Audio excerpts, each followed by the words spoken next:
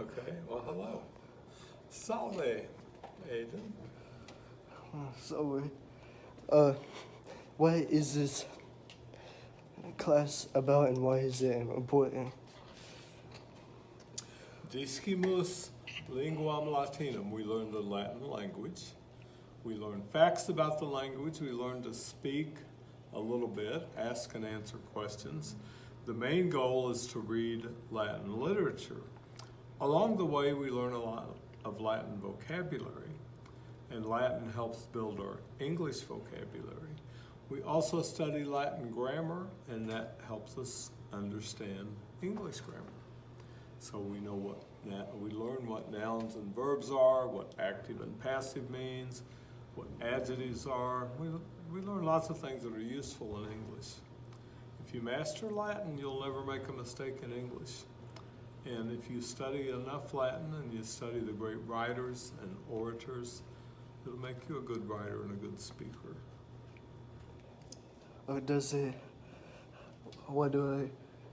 Why is Latin important than English? Not Spanish? Very important in Spanish. Spanish is just Latin 2,000 years later. Or the other way, I tell people, Latin is Spanish 2,000 years ago. The Romans spread the language all around the world. They moved into Spain, and over the centuries, the Latin that people in Spain spoke became Spanish. Same thing happened in France and Italy, Portugal, a few other countries. So Latin didn't die, it lived on. It continued living, and anything that's living grows, and you can't grow without changing. So Latin changed and grew in Spain, and the same thing happened in France and in Italy. Oh, would you like to read us this poetry? Sure. It's a sad poem by the famous poet Catullus, and he's visiting the grave of his brother. And he talks about traveling a long way just to speak to his brother, and all he has to speak to is ashes. They can't speak to him. Multas pergentes et multa pericor vectus ad bueni has miseras frater ad inferias ute postremo donarem munere mortis et mutam nequiquam alloquere cinerem quando quidem fortuna mihi tete abstulit ipsum. Help, miser, indigne frater ardemte mihi. Nunc tamen interia haec, prisco quae more parentum, tradida sunt, tristi munere ad inferias. Accipe fraterno multa mananti affletu, atque perpetuum frater, ave atque vale. Final words. Hello and goodbye. Could you still use Latin today? If you want to be a lawyer, use Latin legal terms every day, although sometimes they don't pronounce them right. Pro bono, that's okay. The Latin two words sine die means without a day, and I don't know if all states, I know in Kansas, the last day the legislature meets, it means at the end of that session they are without a day left to make any new laws. So sine die means the last day, but the Kansas legislators pronounce it sine die. A lot of people do that, pronounce Latin words like they're English, but I suppose it works. So lawyers don't necessarily use the pure, correct classical pronunciation, but they still use lots of Latin terms. A president was impeached one time over the words quid pro quo. Quid pro quo means something for something. In other words, I'll give you something if you'll give me something. Quid pro quo refers to a bribe.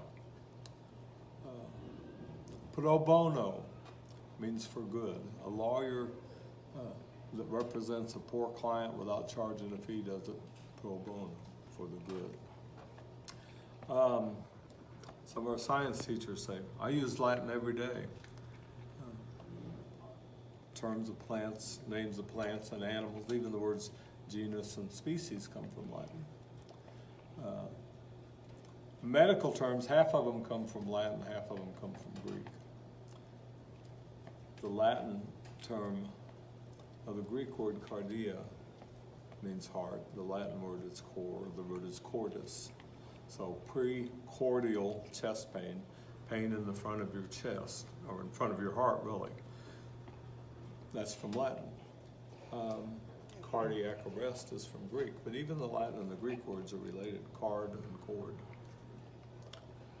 So science, law, philosophy, logic, non sequitur. Non sequitur, it does not follow. So if you make a statement that doesn't make sense, that's not logical, Aye. your teacher can say non sequitur. Okay. Aye. Thanks. You're welcome. I will see y'all next time. Wale. Latin. Latin is a very weird one. A very weird language. We got these mother suckers here. And we got downfall and the death of Gregorius. 1.41.3. We got page 23.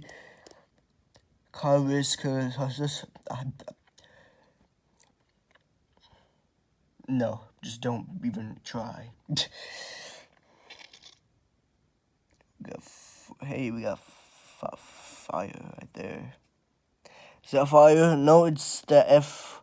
It's that weird F-I, where the I just kind of disappears. See, there ain't nothing there. If my camera focus. Alright. This is a language that basically started it all. It started the Romance language and kind of starts the English language, but Old Norse really started the English language though. So, but hey, maybe Old Norse and Latin have similarities. I don't know. I don't know what relationships. I know English comes from Old Norse. Icelandic, buddy boy. We got this dude, guy holding a shield, better prepare for something. A Valhalla, a native, a Mamina. Isabel, this is basically like a full flesh.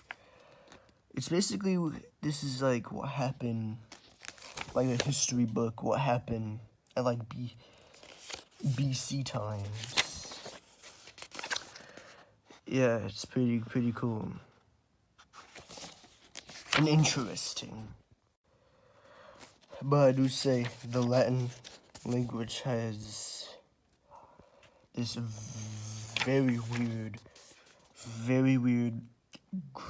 like this weird grody noise. This very weird like. And then later after it falls, it came the Italian, French, Portuguese, Espanol, por favor. Alright. And, of course, Romanian. Alright. What's this? Okay, we got some online wordreferences.com that you can go. We could go to SpanishDictionary.com. if you need help. If you want to do this multi-polyglot, I'm not sure am I pronouncing it right, but you know, hola, ¿qué tal?